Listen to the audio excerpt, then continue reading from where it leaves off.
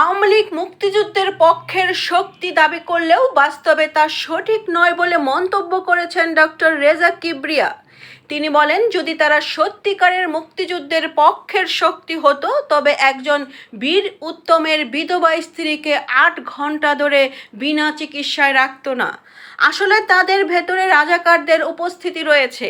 আওয়ামী লীগের নেত্রী শেখ হাসিনা একজন ডাইনি। তিনি এখন দেশ ছেড়ে পালিয়ে বেড়াচ্ছেন।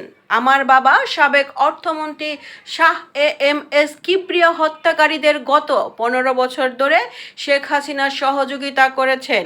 এতে সন্দেহ হয় তার নির্দেশেই হয়তো এই হত্যাকাণ্ড সংঘটিত হয়েছিল। বিএনপিতে যোগদানের পর প্রথমবারের মতো ডক্টর রেজা কিবরিয়া বুধবার সকালে নবীগঞ্জ উপজেলার জালালসাপে বিএনপির চেয়ারপারসন বেগম খালেদা জিয়ার রোগ মুক্তির কামনায় আয়োজিত দোয়া মাহফিলে বক্তৃতা করতে গিয়ে এসব কথা বলেন। তিনি আরও বলেন, বেগম খালেদা জিয়াকে আওয়ামী লীগ নেত্রী শেখ হাসিনা অনেক নির্যাতন করেছেন। তিনি একজন বীর উত্তমের বিধবা স্ত্রী এবং ৩ বারের প্রধানমন্ত্রী ছিলেন।